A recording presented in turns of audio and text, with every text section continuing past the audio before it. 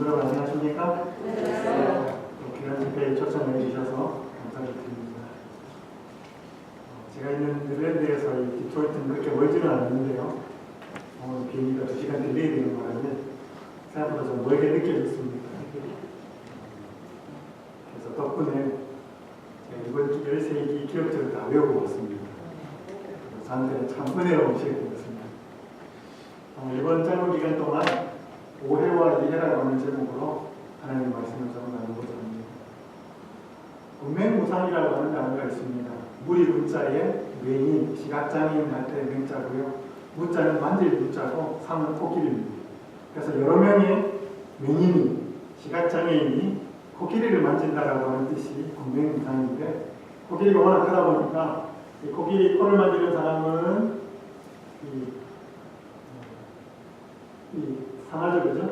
상하를 만지는 사람은 참 같다고 이야기를 하고, 또 코끼리 코를 만지는 사람은 뱀 같다 그러고, 코끼리 귀를 만지는 사람은 부채 같다 그러고, 코끼리 다리를 만지는 사람은 나무 같다 그러고, 코끼리 몸통을 만지는 사람은 벽 같다 그러고, 코끼리의 꼬리를 만지는 사람은 밧줄이나 로프 같다라고 표현합니다. 이 문맹무상이라고 하는 단어는 전체를 보지 못하고 좁은 소견과 주관으로 사물을 잘못 판단하고 오해하는 것을 문맹무상이라고 합니다. 저희가 신앙을 하면서 늘 저희 앞에 걸 보다 보니까 성경을 읽어도 또 설교를 들어도 하나님에 관해서 오해할 때가 많습니다. 제가 이번 전체 주제를 오해와 이해라고 하는 단어로 붙였지만 가장 중요한 이해는 하나님에 대한 이해입니다.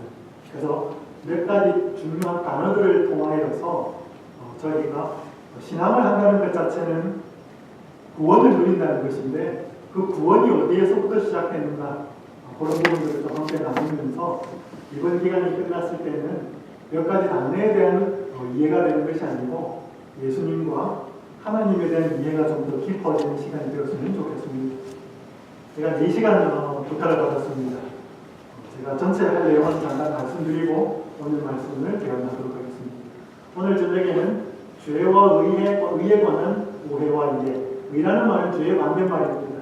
의는 여러 가지 단어로 정의할 수 있겠지만 여러분이 그냥 쉽게 이해하실 수 있으시면 구원이라고 생각하시면 되겠습니다.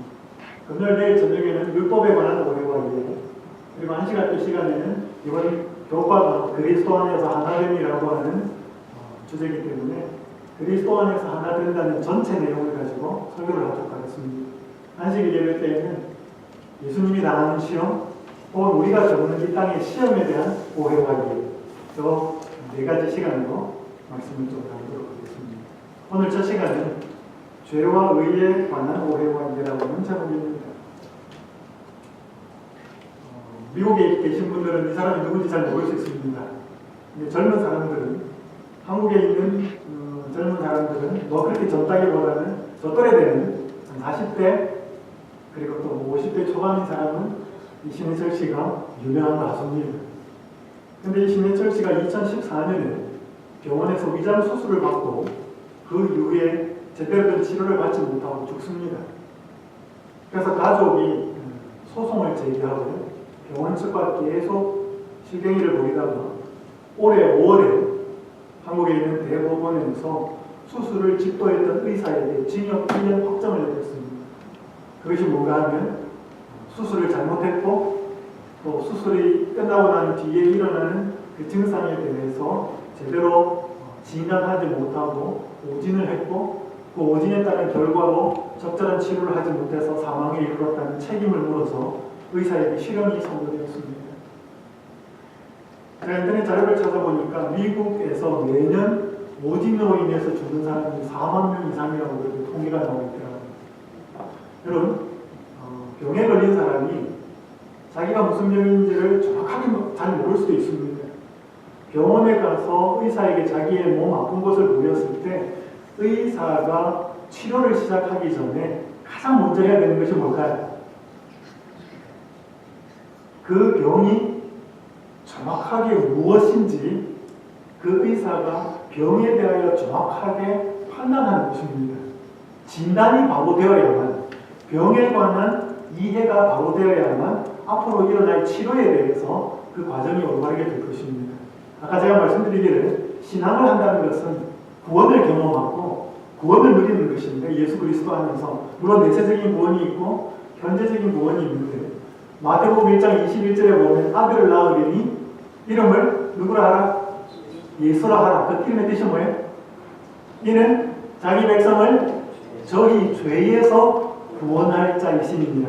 그래서 결국 구원은 어디에서부터 시작인데? 죄에서부터 시작인데 우리가 병이 무엇인지를 알지 못하면 그 구원도 어떻게 누릴 수 있는지를 잘 못 볼 수 있기 때문에 이 시간 첫 번째로 우리가 죄에 대하여 우리가 좀 한번 생각해 보고자 합니다. 여러분 남의 집에 가서 물건을 훔치는 절도가 죄일까요? 어떻게 생각하세요? 다른 사람을 확 이렇게 폭행을 하거나 상해를 입히거나 혹은 심지어 생명을 앗아가는 게 죄일까요? 죄입니다. 그런데 세상에서 말하는 죄와 성경이 말하는 죄의 개념을 좀 이해할 필요가 있습니다. 한번 읽어보실까요? 죄는 시작. 죄는 잘못된 대상에 초점이 맞추어진 사람이라는 것입니다. 뭔 이야기인지를 좀 설명을 드리도록 하겠습니다. 성경 누가복음 12장 42절에서 43절의 말씀을 제가 읽겠습니다.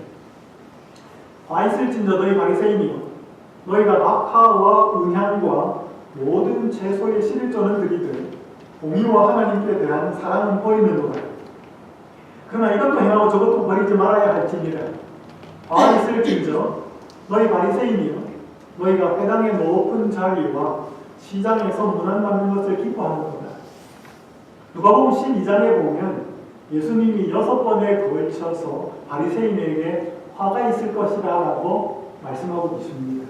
마태복음 20장에 보면 외식하는 서기관과 바리새인들에게 7번 화를 말씀하십니다. 그건 성전에서 하신 것인데요. 그럼 예수님이 사복음서에 똑같은 내용을 조금 다르게 혹은 장소가 환경이 다른 곳에서 말씀하신 것들이 종종 있어요. 그럼 예수님이 꼭 한 말씀을 한 주제로 가지고 한 부류나 대상에게만 말씀했다고 생각하실 필요는 없습니다. 중요한 것은 예수님이 반복하여 설명을 하기도 했기 때문에 그렇다고 이해하시면 되겠습니다. 그래서 이 누가복음에 있는 금방 읽은 두 구절의 말씀은 두 번째 화하고 세 번째 화에 대하여 한 말씀인데 그 내용이 뭔가 하면 바리새인들이 이 박하와 운양, 박하와 운양은 도입 지역에서는 잘 모르겠습니다만 여러분 혹시 텃밭 같은 게 있으십니까? 저희 집에도 저희 집사람이 그 사택 밑에 조그만 땅을 가꾸어서 채소를 심어서 먹고 있습니다. 이 박하와 운양은 당시 바리새인들이 집에서 기르던 텃밭에서 기르던 채소였습니다. 그 텃밭에서 기른 채소의 수확이 나면 그 수확의 10분의 1을 11조로 드렸습니다. 혹시 여러분 텃밭에서 가꾼 채소를 11조로 내시나요? 그렇게까지 생각하지는 않죠. 근데 이 사람들은 그렇게 11조를 드리면서 자기들이 11조를 철저히 잘 낸다라고 하는 그런 평판이 중요했기 때문에 그런 것을 열심히 했습니다. 그런데 그 바리새인들의 그 모습을 이야기하면서 그 11조를 드린 것을 잘못했다고 말하지 않아요. 그러나 이것도 행하고 그런 11조 철저하게 내는 건 괜찮아. 그런데 저것도 버리지 말아야 할지. 저것이 뭐냐면 11조를 드리되 공의와 하나님께 대한 사랑은 버리는 거예요. 그래서 최소의 철저한 11조는 드렸는데 정의를 행하거나 하나님에 대한 사랑은 버려서 11조도 잘 낼 뿐 아니라 하나님에 대한 사랑과 공의도 버리지 말아야 한다라고 말씀하셨습니다. 여기 사랑이라는 단어는 아가페라는 단어입니다. 그리고 세 번째 화에서는 너희 바리새인이여 너희가 회당의 높은 자리와 시장에서 문안받는 것을 기뻐하는 거다. 그들이 회당이나 공동체가 모인 자리에 가면 높은 상석에 앉아서 자기들이 문안받고 또 자기들이 이렇게 높여지는 것을 기뻐했습니다. 여기 기뻐하다는 이 헬라어 원어는 뭐냐면 아가파오라는 단어예요. 그럼 이 단어 아가페는 명사형이고 아가파오는 동사입니다. 그러니까 사랑한다는 뜻이에요. 그러니까 이 말씀을 다시 읽으면 회당의 높은 자리와 시장에서 문안받는 것을 뭐 하는 거다? 사랑하는 거예요. 그러니까 바리새인들의 삶의 모습을 예수님께서는 딱 한 가지로 표현하고 있습니다. 너희가 사랑해야 될 것은 사랑하지 않고 사랑하지 않아도 될 것은 너희가 사랑하는도다. 그래서 공의와 하나님께 대한 사랑은 버리고 시장이나 회당이나 사람들이 많이 모인 곳에서 자기들이 문안받고 높여지는 것은 사랑하는도다. 그것이 바리새인들의 삶의 모습이었습니다. 그리고 이 바리새인은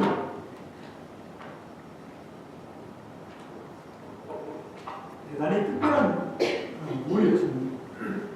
예수님 당시에 약 한 6,000명 정도가 되는 그룹이었는데 이 사람들은 주로 이제 언제 생겨나게 되었는가 하면 바벨론에서 포로로 잡혀갔다가 70년이 차고 이스라엘 백성들이 남방 유다를 중심으로 해서 돌아와요.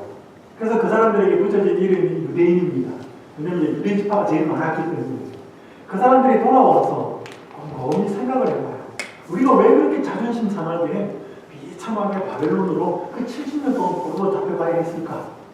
가만히 생각해보니까 하나님의 말씀을 순종하지 않았다는 결론에 도달해요. 제대로 결론을 파악했어요? 못했어요? 제대로 파악했어요. 그러면서 우리가 그러면 더 어떻게 이제 말씀을 잘 순종할까를 고민하기 시작합니다. 그러면서 학교도 세우고 그러면서 회당도 세우고 그러면서 생겨난 계층이 서기관들이에요. 말씀을 필사하고 말씀의 의미를 깊이 연구하고 그렇게 해서 생겨난 부류가 바리새인입니다. 좋은 거예요? 나쁜 거예요? 좋은 거였어요. 근데 이 사람들이 출발은 좋았고 의도는 좋았는데 이게 점점 빗나가기 시작해요. 그래서 말씀의 본질보다는 말씀의 격가지를 부여잡으면서 생활을 하게 됩니다. 근데 예수님이 이 땅에 오셔서 이 바리새인들을 책망을 합니다. 바리새인들의 가장 문제의 근원이 뭔가 하면 그들은 죄의 문제를 마음의 상태나 하나님과의 관계로 보지 않고 일종의 겉으로 드러나는 행동으로 이해했습니다. 다시요. 바리새인들의 가장 근본 문제가 뭐냐 하면 죄가 마음의 상태가 아니라 바깥 겉으로 드러나는 행동의 상태나 하나님과의 관계가 아니고 겉으로 드러나는 잘잘못, 특별히 잘못, 그것을 죄로 이해했습니다. 그러니까 그들이 죄를 그렇게 정의했기 때문에 죄의 반대가 뭐예요? 구원인데 그들은 구원을 어떻게 이해했는가 하면 죄가 겉으로 드러나는 행동이었기 때문에 구원은 겉으로 드러나는 행동을 뭐하면? 고치면. 겉으로 드러나는 행동을 잘 준수하면 그게 구원을 얻을 수 있다라고 생각했습니다. 맞아요? 틀려요? 이것이 대단히 큰 오류였습니다. 그래서 밥을 먹고 음식을 먹기 전에 손을 씻어야 되느니 말아야 되느니 물을 걸러야 되느니 말아야 되느니 온갖 복잡하고 세심하고 세부적인 그런 율법의 곁가지들이 생겨난 게 그들이 죄를 그렇게 이해했기 때문이었습니다. 그런데 성경은 죄를 우리의 마음 상태와 관련이 있다고 말합니다. 성경은 죄의 상태를 하나님과의 관계에 있다고 말합니다. 올바른 대상을 사랑하지 못하는 것이 죄라고 말을 하고 있습니다. 아까 바리새인들이 뭐예요? 하나님께 대한 사랑을 버리고 상석에 앉아서 자기들이 인정받는 것을 사랑했다라고 하는 것이 그들의 모습이었거든요. 앤드루스 대학의 신학과 교수인 조지 나이트 박사가 이런 이야기를 했습니다. 그리스도인의 성화와 원년이라고 하는 책에서 이렇게 얘기합니다. 같이 한번 읽어보실까요? 시작. 죄는 그릇된 대상에 초점이 맞추어진 사랑이다. 즉 그것은 그 대상을 만드신 창조주보다 그것을 더 사랑하는 것이다. 그 사물이 외적인 것이든 자기 자신의 인격이든 아무런 차이가 없다. 다시 말하면 어떤 것 혹은 어떤 사람을 하나님보다 더 사랑하는 것이 죄이다. 이거 뭐라고요? 죄는 그게 물건이든 그게 사람이든 상관없이 하나님보다 더 사랑하는 것이 죄예요. 동의하십니까? 동의 안 하셔도 할 수 없습니다. 이런 식으로 이해하지 아니하면 구원이 애매모호해져요. 여러분, 저는 제가 성경 공부, 구도자를 만나거나 혹은 교인들과 성경 공부를 할 때 예수님이 누구인지를 알려주기 위해서는 자기 상태가 먼저 파악이 되어야 돼요. 제가 얼마 전에도 이야기를 들었어요. 왜 다니는 사람한테. 목사님, 저는 제가 왜 죄인인지를 잘 모르겠습니다. 이렇게 말하는 사람이 나쁜 짓을 반복해서 할까요, 안 할까요? 잘 안 해요. 나쁜 짓을 반복해서 하는 사람은 자기가 죄인인 줄 알아요. 그런데 착하고 선한 일을 많이 하고 봉사활동을 하고 자기가 왜 죄인인 줄 잘 모르겠대요. 여러분, 이 표현 자체가 죄를 뭐로 이해하는 거예요? 겉으로 드러날 나쁜 행동. 근데 이렇게 말하는 사람도 하나님을 최고로 사랑하지 않으면 그게 뭐예요? 그게 죄인데, 하나님을 최고로 사랑하지 않고 하나님 자리에 다른 존재를 두고 그를 사랑하면 그게 죄라는 사실을 모르기 때문에 그래요. 그래서 우리가 좀 기억하셔야 될 것이 있습니다. 이 죄라고 하는 SIN 대문자가 있고 죄들이라고 하는 소문자가 있습니다. 자, 여러분 좀 정리를 좀 하겠습니다. 여러분들이 지금까지 어떻게 이해하셨는지는 모르겠지만 잘못된 대상에 초점이 맞춰진 사랑이 죄, 즉 하나님과의 관계가 파괴되고 하나님보다 더 하나님 같은 자리에 무엇을 두고 하나님처럼 바라보고 사랑하는 대상이 죄입니다. 그런 대상을 사랑하면서 잘못된 대상에게 초점이 맞추어진 사랑의 결과로 나타나는 일종의 행동들이 뭐예요? 그게 죄들이에요. 자, 이제 몇 가지 좀 예를 들겠습니다. 제가 좋아하는 팀케러라고 하는 이 개신교 목사가 있는데 뉴욕에서 목회를 하고 지금 그만두었습니다. 참 민감적인 책을 많이 쓰는 목사인데 내가 만든 신이라고 하는 책이 있습니다. 현대판 우상 숭배에 관해서 설명한 책이에요. 제가 좀 읽어보겠습니다. 우상이란 무엇인가? 여러분, 이스라엘 백성들이 가나안 땅에 들어가거나 하나님이 그 이스라엘 백성들에게 계속해서 정말로 싫어하니까 너희가 안 했으면 좋겠다고 계속해서 구약 성경에 나온 게 그게 뭐예요? 그게 우상 숭배예요. 여러분, 근데 우리 우상 숭배 해요, 안 해요? 혹시 여러분 돌멩이에 절하시는 분 계셔요? 아니면 서가모니 아니고 우리 부처상, 불상에다가 절하면 그런 건 없죠? 교회 다니는 분들이. 우린 그런 우상 숭배를 안 해요. 근데 우리에게, 현대인들에게 수많은 우상들이 있다는 것입니다. 읽어보겠습니다. 우상이란 무엇인가? 무엇이든 당신에게 하나님보다 더 중요한 것이다. 우상이 뭐라고요? 오늘 우리가 생각하기에 하나님보다 더 중요하게 생각하는 게 그게 우상이에요. 무엇이든 하나님보다 더 크게 당신 마음과 생각을 차지하는 것이다. 하나님만이 주실 수 있는 것을 다른 데서 얻으려 한다면 그게 바로 우상이다. 무엇이든 당신이 그것을 보며 마음 깊은 곳에서 이렇게 말한다면 그게 곧 우상이다. 저것만 있으면 내 삶이 의미 있어질 거야. 나도 가치 있는 사람이 될 거야. 내가 중요해지고 안정감이 들 거야. 이런 관계를 여러 가지로 표현할 수 있지만 가장 적합한 말은 숭배일 것이다. 그래서 오늘 우리가 대상이 상관없고 물건이든지 상관없는데 인격체든 비인격체든 오늘 그것만 가지면 내 삶이 훨씬 더 안정이 깃들 것 같고 내 마음에 평안이 올 것 같고 내가 대단히 좀 괜찮은 사람으로 보일 것 같고 내 삶의 목적이 되고 관심이 되고 생각의 많은 부분을 차지하는데 그 대상이 하나님만 아니라 뿐이지 내 머릿속에 꽉 차지하고 있는 그게 우상이라는 거예요. 그 대상을 사랑하는 것이 뭐라고요? 죄예요. 우리 죄는 우리 많은 재림신자도 죄는 나쁜 짓 안 하면 바깥의 세상에서 말하는 사람들의 법에 저촉되는 행동을 하지 않으면 자기가 죄가 아니라고 생각하는데 그 대단히 성경하고는 거리가 먼 이야기예요. 여러분 삭개오가 여리고에서 세리장으로 일을 하고 있을 때 그가 돈에 대한 태도가 바뀌어져요.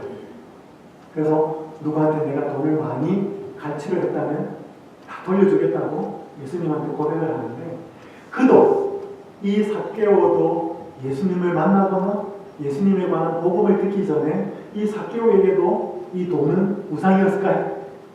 우상이었어요. 오늘 많은 재림신자들에게 돈이 우상이에요. 저 돈만 있으면 좀 재물이 넉넉하면 내가 훨씬 더 안정적이 되겠다. 거기서 돈이 주는 뭔가를 기대하고 그것 때문에 마음이 평안해지면 그 우상 숭배하는 거예요.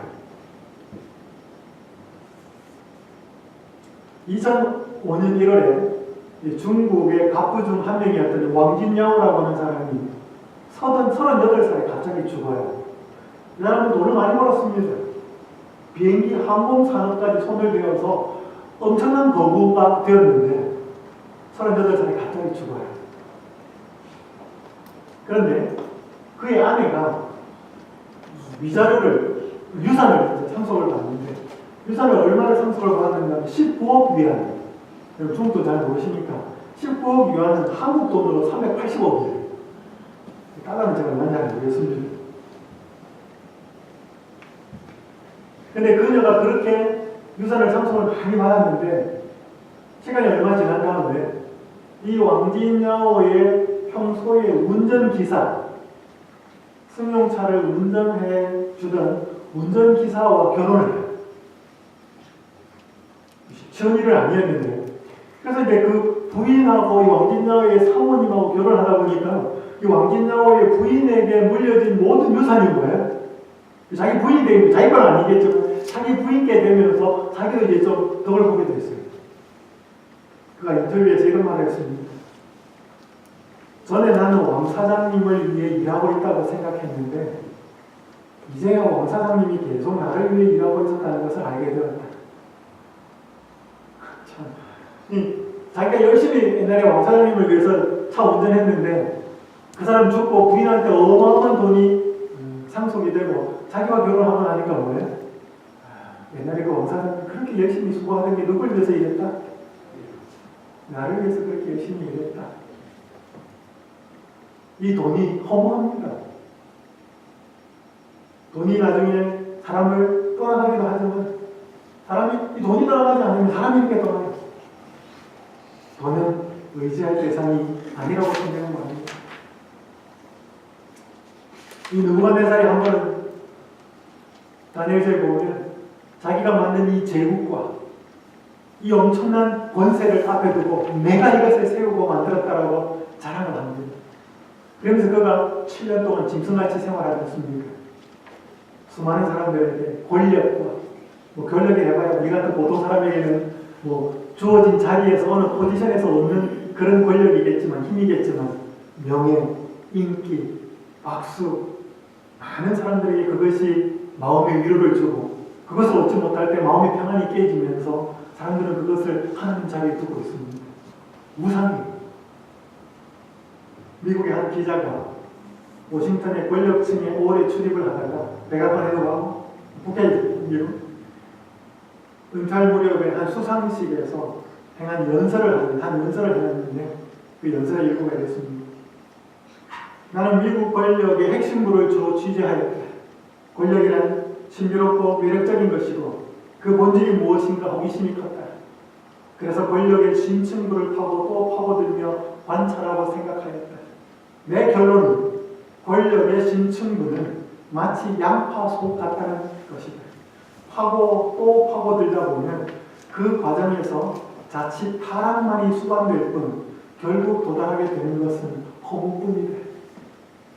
평생을 대통령부터 시작해서 수많은 세상의 권력과 힘을 쥐고 놓았다 폈다 하는 그 사람들을 취재한 기자가 은퇴하면서 연설에서 하는 말이 뭐예요? 권력이라고 하는 게 뭔지 잘 모르겠지만 양과 같아서 파고 또 파고 들어갈수록 신기하고 신비한데 나중에 들어가 보면 결국 남는 걸 뭐밖에 없다. 허무밖에 없다. 우리는 권력의 맛이 권력이 허무하다 이렇게 할 만큼 우리 권력을 누려본 적이 없죠. 누려보고 계십니까? 여러분과 저는 권력의 맛을 잘 몰라요. 하지만 우리가 주어진 환경 속에서 뭔가 자기가 주는 그 권력도 우리는 권력이라고 그걸 얼마나 못 넣는지 모릅니다. 선거위원회 한번 해보십시오. 저는 이 교회 상황을 잘 모르지만 다른 여러 교회들에서 들려오는 진통적인 소식들을 들어보면 뭔가 그 자리를 못 놓았어요. 그 자리를 나를 안 시켜주면 평안이 깨지고 섭섭함이 생겨서 그 자리, 그것들이 우리의 마음속에 우상이 되어 있습니다. 여러분이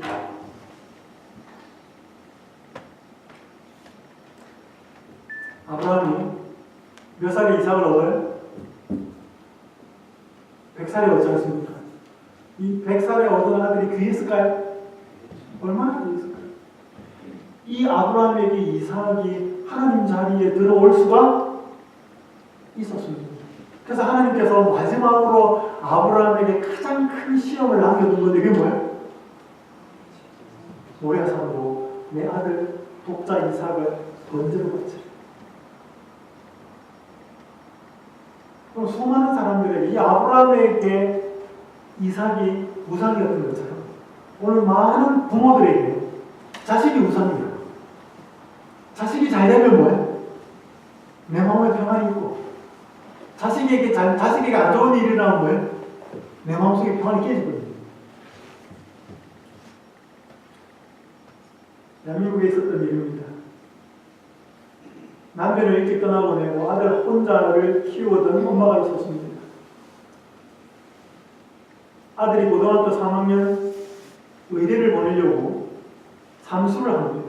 그래서 고등학교 1, 2, 3학년 재수, 삼수 5년 동안 이 엄마가 아침에 자고 일어나면 매일 새벽에 하는 게 뭔가 하면 정화수를 떠놓고 1000번 절을 했어요. 이걸 한 번도 안 빠뜨리고 5년 동안 합니다. 1년 365일 곱하기 5. 지선이면 감천. 그래서 이 아들이 삼수만에 지방에 있는 한 의대를 들어갑니다. 그리고 아들이 대학을 졸업하고 한 병원에 지방에 있는 병원에 인턴으로 이제 근무하기 위해서 엄마에게 왔다가 엄마에게 인사를 하고 그 병원으로 갑니다. 그런데 며칠 뒤에 병원에서 연락이 와요. 누구시 되겠습니까? 맞습니다. 제 아들입니다. 그런데 그 의사가 저희 병원에 오지 않았습니다. 며칠 동안 소식이 없어요. 2개월 동안 소식이 없어요. 엄마가 미쳐요.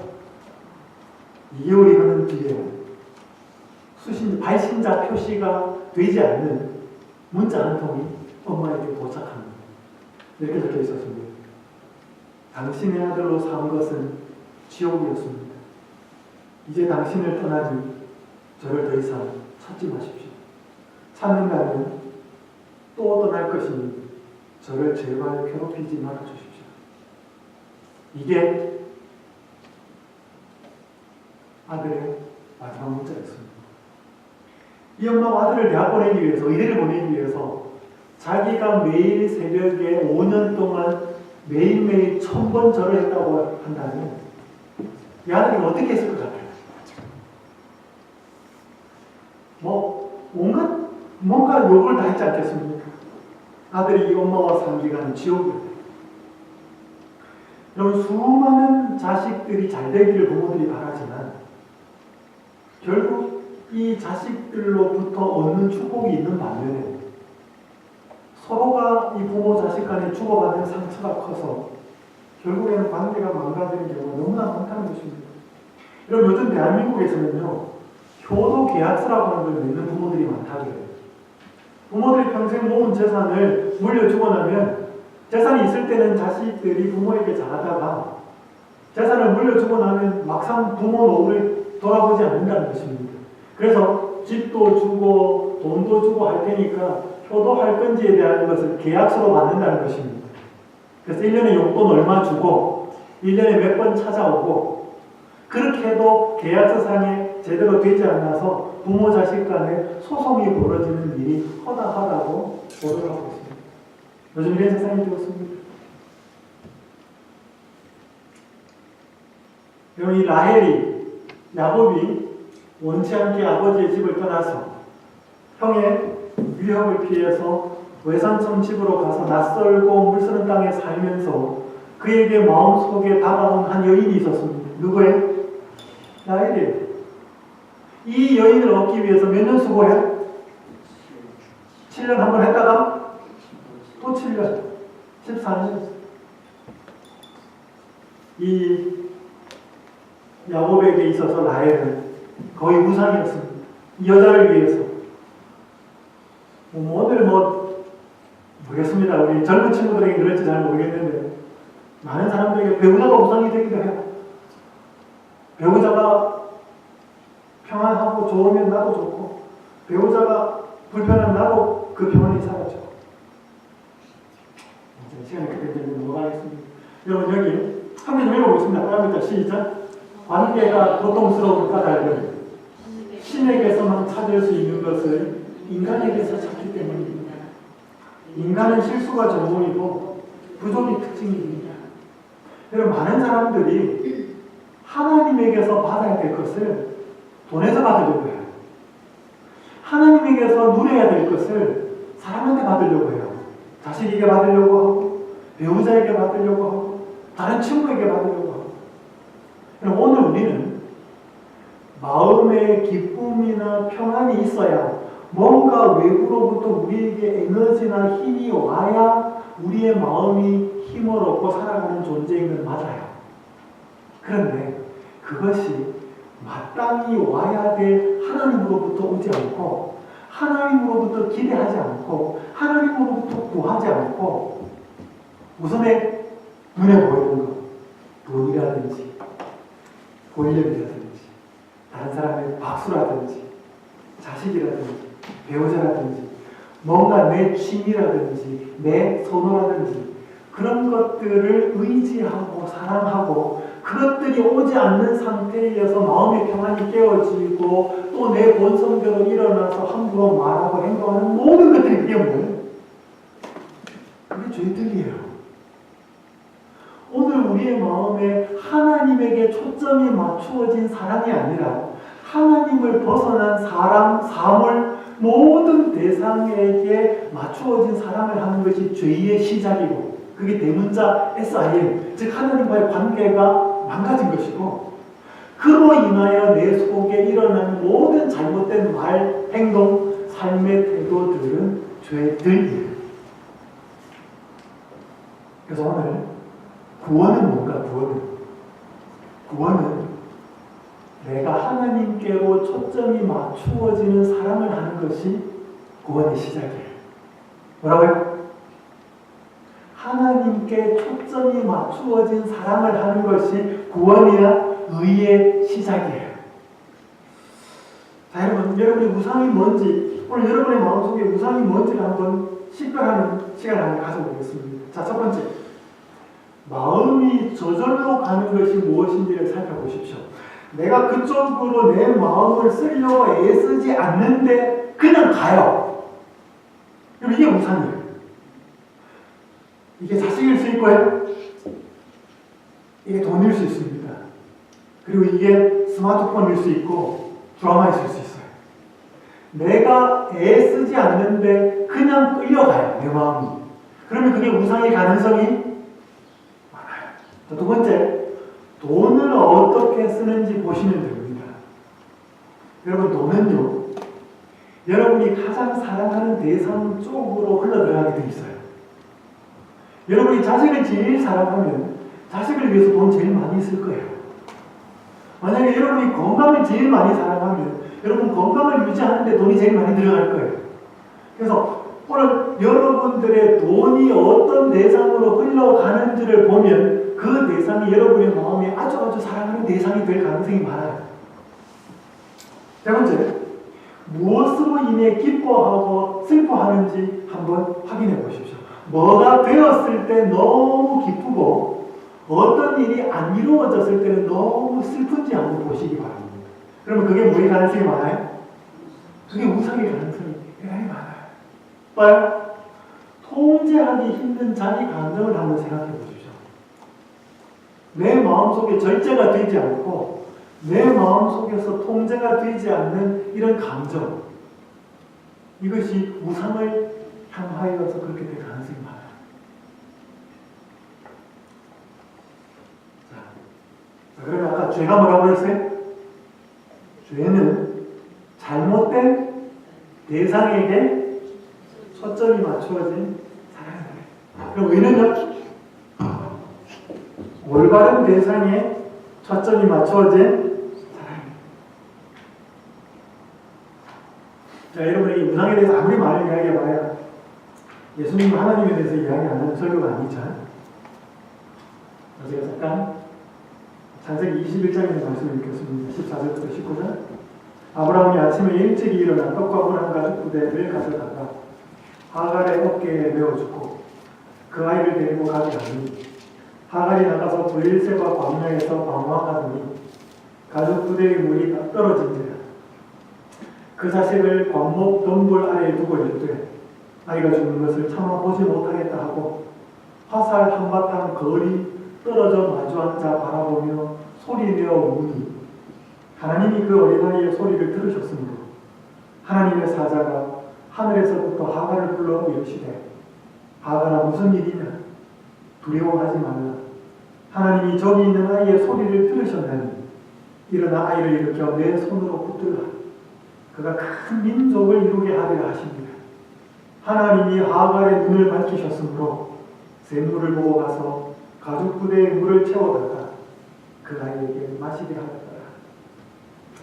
여러분 창세기 21장을 보면 무슨 내용으로 시작하는가 하면 이스마엘이 이삭을 고박하고 학대하는 내용으로 시작합니다. 그럼 이스마엘하고 이삭하고 나이 차이가 몇 살이냐면요. 아브라함이 75살에 가나안 땅에 와요. 그리고 아이가 없는데 10년 뒤에 이 아내 사라가 자기의 몸종인 하갈을 남편에게 아내로 줍니다. 그때가 85이에요. 그리고 그 다음 해에 이스마엘이 태어나요. 그래서 이스마엘은 아브라함 몇 살 때 태어났는가 하면 86살 때 태어나요. 그래서 아브라함이 100살 때 이삭이 태어났기 때문에 두 사람 차이 나이가 몇 살 차이에요?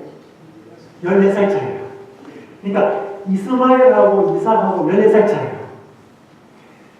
창세기 20장 마지막 부분에 보면 이삭이 사라로부터 젖을 때요. 보통 젖을 유대인들은 몇 살까지 먹였는가 하면 만 3살까지 먹였어요. 그러니까 3살 혹은 4살. 그럼 이스마엘 몇 살이에요?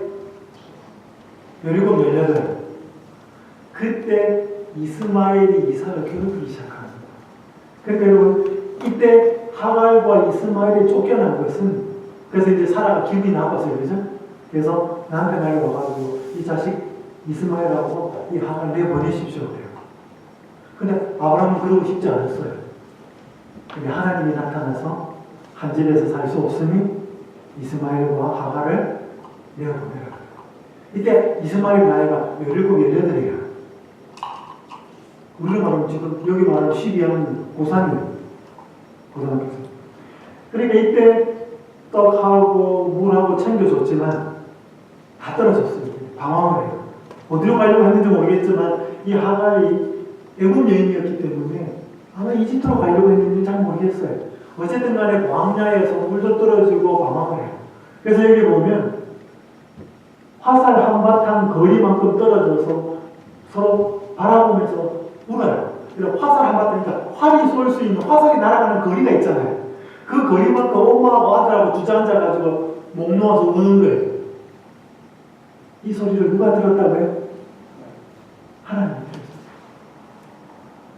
여러분 이때 이스마엘이나 이 하갈이 이렇게 쫓겨나지 않을 수 있었어요? 없었어요? 있었죠. 만약에 이스마엘이 내가 아버지 아브라함의 상속자가 될 거라 생각했는데 아니구나.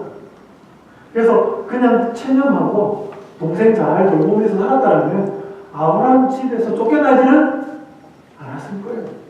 나중에 결혼할 때 뭐예요?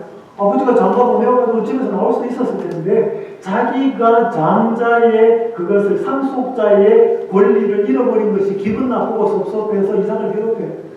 그래서 이 이스마엘과 하갈이 이런 고통을 당한 것은 핍박받은 것도 아니고 자기가 잘못한 자덕의 원인이 맞아요. 여러분, 자기가 잘못해서 일어난 고통의 그 답답한 소리를 우리 하나님 들으실까요? 어떻게 생각하셔요?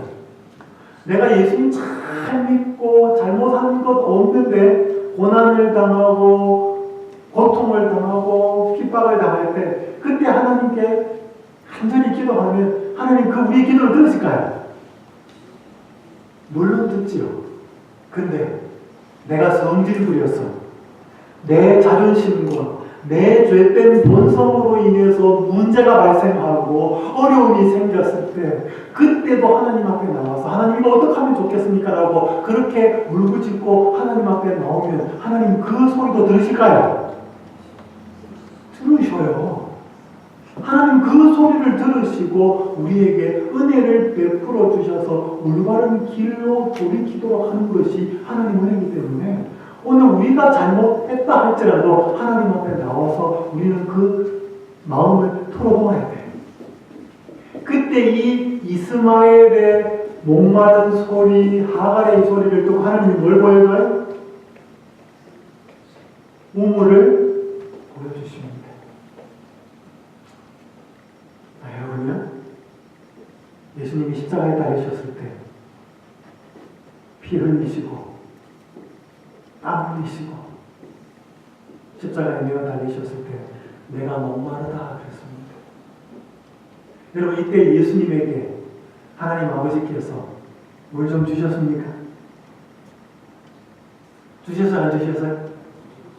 안 주셨어요. 누구한테는 물 줬는데요? 자기가 잘못한 일로 인하여 생긴 문제로 인하여 목말라 하고 있던 하갈과 이스마엘에게는 예수님 은혜를 베푸셔서 물 주셨는데 왜 그 사랑하는 아들 예수 그리스도 자기의 죄 때문이 아니고 인간의 모든 죄를 짊어지고 십자가에 피와 땀을 쏟아시면서 내가 목마르다 라고 말씀하셨을 때 왜 하나님 아버지는 이 예수님의 목마름을 채워주지 않으셨을까요? 왜요? 예수님의 목마름을 채워주고 제가 이제 마지막 안식일 살펴보겠지만 예수님의 목마름을 채워주고 예수님이 나의 하나님 어찌하여 나를 버리시나이까라고 하는 그 말씀을 들으시고 예수님이 십자가를 지지 않도록 예수님 하나님 아버지가 하셨더라면 어떻게 되었을까요?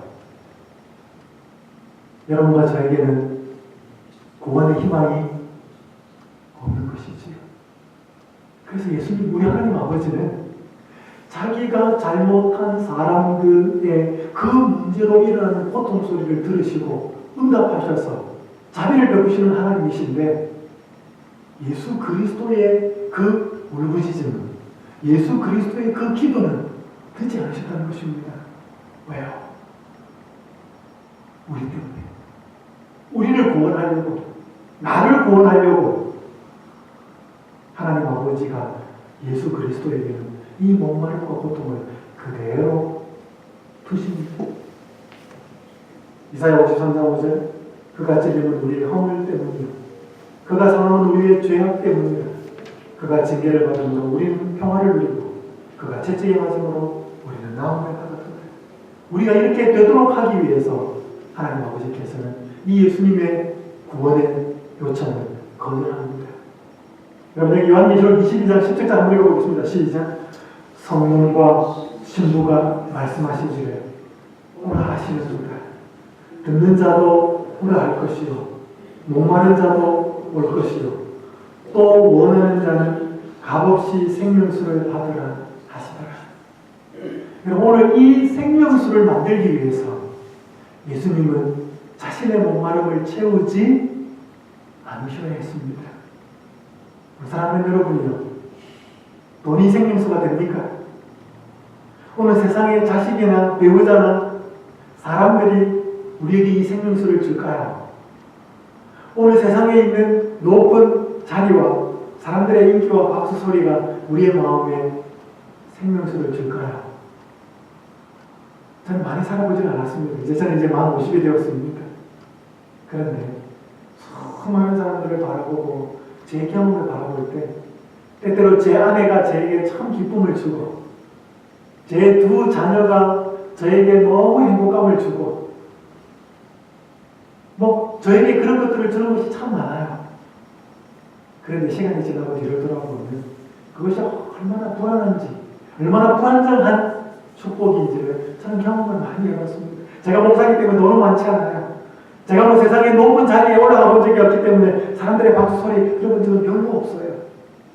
하지만 조금 세상이 주는 그런 맛들이 어떤 맛인지를 조금은 봤어요. 때때로 그게 좋기도 하고 황홀하기도 했어요. 그런데 솔직히 말씀을 드리면 이 예수님이 주는 이 축복과 예수님이 주는 이 생명수에는 비교가 안 됐어요. 그럼 제 집사람이 저보고 그래요.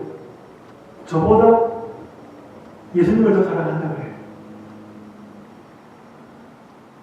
제 자식보다 예수님을 더 사랑한다 그래요. 근데 저는 그게 하나도 기분이 나쁘지 않아요. 제 집사람이 예수님 말씀을 충분히 보고 예수님의 사랑을 느끼고 감동받고 오면요, 저한테 훨씬 더 잘해요. 제가 혹시 실수가 있고 연약한 점이 있더라도 훨씬 더 큰 마음으로 넉넉하게 이해하고 품어줘요. 그래서 저는 제 집사람이 저보다 하나님과 예수님을 더 사랑하는 것이 너무 좋아요. 왜냐하면 그 예수님을 더 사랑할 때 저를 진짜로 사랑해 줄 줄 알거든요. 제가 실수할 때도. 여러분, 이게 의고 이게 구원의 시작이에요. 오늘 여러분들이 예수님보다 더 사랑하고 있는 대상이 있다면 그게 죄예요. 그리고 그 대상으로부터 얻지 못하는 것, 그걸 더 얻으려고 몸부림치고 어떻게 해보고 하는 거기에 속에 일어나는 모든 수많은 문제들이 죄들이에요. 그래서 의는 뭔가, 구원은 뭔가, 올바른 대상에 초점이 맞춰진 사람을 우리는 의라고 그러고 구원이라고 그래요.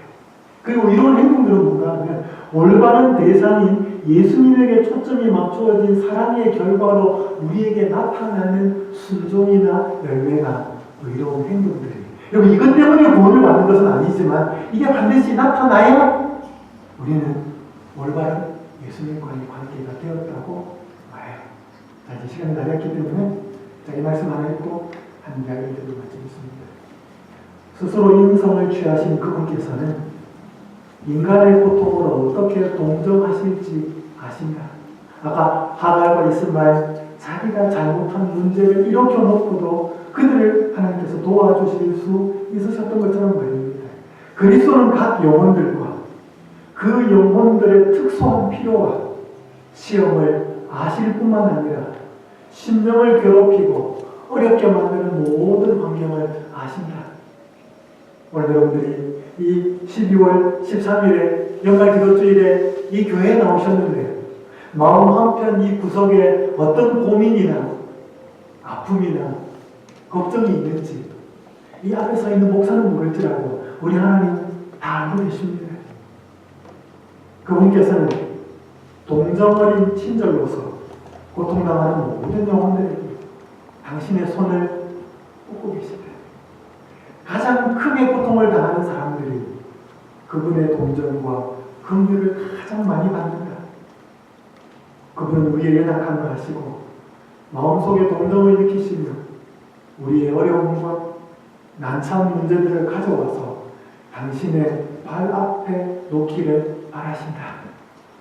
오늘 여러분의 마음속에 있는 무거운 짐을 자식한테 털어놓으려고 하지 마시고 배우자하고 상의도 하셔야 되겠지만 그 배우자가 그 문제를 해결해 줄 수 있을 거라고 생각하지 마시고 돈 문제, 건강 문제, 관계 문제, 여러분 어떤 문제가 여러분의 마음을 아프게 하고 괴롭히고 있다 할지라도 예수님 앞에 가지고 나오시기를 간절히 바랍니다. 내가 잘못해서 일어나는 문제도 예수님 뭐 하신다고요? 들으신다. 이스마엘 보셨잖아요. 이스마엘 자기가 잘못해가지고 일어나는 문제를 예수님 그 소리를 들으시고 그 목마름을 해결해 주셨지 않습니까? 진주중앙교회에 최경자라고 하는 집사님이 계십니다. 이번 장로교회를 30년을 출석을 하셨어요. 열심히 쓰셨는데 하나님에 대한 두려움이 있었다고 해요. 그래서 하나님이 왠지 무서웠어요. 2014년에 병원에 갔는데 유방에 뭔가 이렇게 잡히면서 검사를 해보니까 유방암 판정이 내려져요. 그때 머릿속에 탁 들어오는 생각이 올 것이 맞구나. 그렇게 생각했어요. 그러니까 하나님을 믿으면서도 하나님의 사랑보다는 하나님의 어떤 오해를 인하여서 뭔가 잘할 때는 하나님이 복 주시고 못할 때는 뭐 이렇게 하는 그런 그 마음이 있었는데 유방암 판정을 받고 나니까 올 것이 맞구나라는 생각이 들었습니다. 수술을 안 하고 그래서 한 후배의 권유로 여수 요양병원을 가게 됩니다. 거기에서 안식일 교회가 하는 것인지를 알았지만 세탁소를 했는데 안식일 교회 집사님이 찾아오면서 그 교회 소개를 하고 했기 때문에 호감이 있어서 좋은 이미지가 있어서 가요. 거기에 한 목사님이 오셔서 새벽기도회를 인도하시는데 다니엘 기술을 했습니다. 영혼은 없다.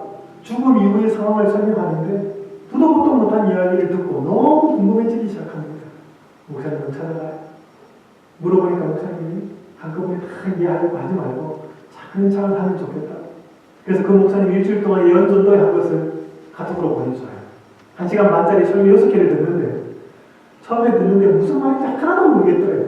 용어도 모르겠고 뜻도 모르겠고 그 설교 6개를 한 달 내도록 들었다고 했습니다.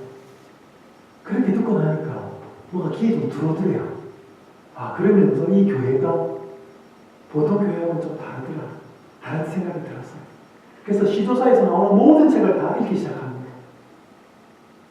그러면서 하나님을 깨달아요. 하나님에 대한 그 마음이 커지기 시작합니다. 그 마음속에 하나님의 사랑이 깨달아져요. 3개월 동안에는 그냥 환자로 있었는데 3개월 이후로부터는 환자들을 섬기는 환자가 됩니다.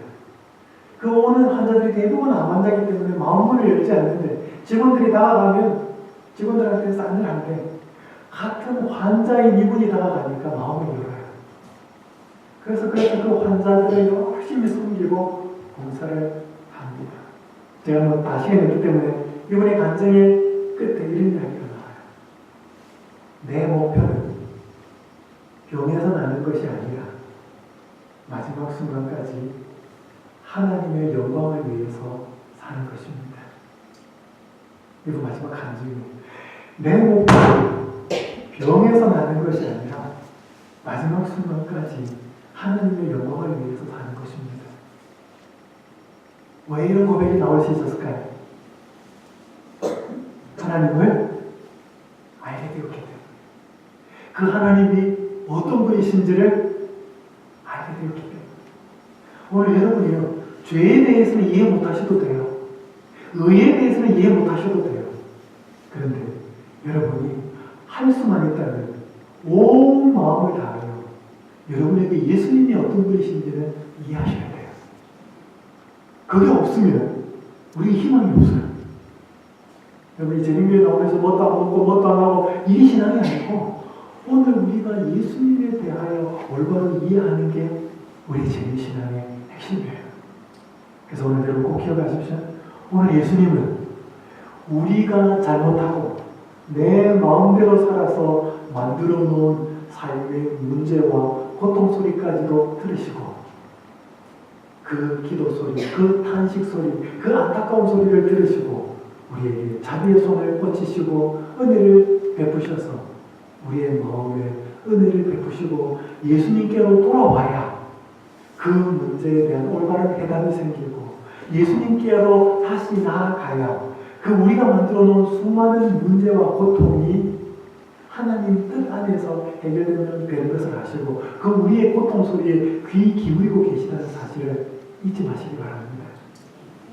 우리가 마음대로 살았기 때문에 우리를 내팽겨 두시는 하나님이 아니고 우리가 지금까지 어떻게 살았든지 상관없이 다시 우리가 그분 앞에 나아갈 때 우리 곁에서 여전히 자비와 사랑의 손을 뻗치고 계셨다는 사실을 깨닫게 되실 것입니다. 사랑하는 여러분들이시여, 우리가 다시 한번 죄와 의에 대해서 다시 한번 생각해 보십시다. 죄는 잘못된 행동 이상을 의미합니다. 죄는 잘못된 대상에 초점이 맞추어진 사람을 의미하고 그 결과 사람은 죄들을 지게 됩니다. 예수님이 이런 죄인을 구원하기 위해서 지금도 오늘도 지금까지 자비와 사랑의 손을 뻗고 계시다고 하는 사실을 기억하셨으면 좋겠습니다. 우리가 예수님과의 이런 관계가 회복될 때 다시 우리를 향하여 세상의 우상이 줄 수 없는 온전한 평안과 축복을 이 예수님에게서 얻을 때 그래서 관계가 회복되어서 예수님에게 초점이 맞추어진 사랑을 하게 될 때 우리는 의인이 되고 의롭다 함을 받게 되고 우리는 구원을 경험하게 됩니다. 이것이 성경이 말하는 의고 구원이고 그 결과 우리는 예수님의 원하시는 순종을 하게 되고 의로운 행동을 하게 됩니다. 다시 한번 이 짧은 기간 동안 이번 기간 동안 내가 무엇을 잘못 생각하고 있고 예수님에 대한 어떤 올바른 생각이 들어가야 우리의 삶에 다시금 축복과 감격과 신앙의 회복이 일어나는지를 기도하시면서 참석하시고 말씀을 통해서 예수님과의 관계를 새롭게 하심으로 다시 여러분의 삶이 예수님을 했었던 능력이 서로 되시길 간절히 바라면서 오늘 첫 시간의 말씀을 마치도록 하겠습니다. 감사합니다.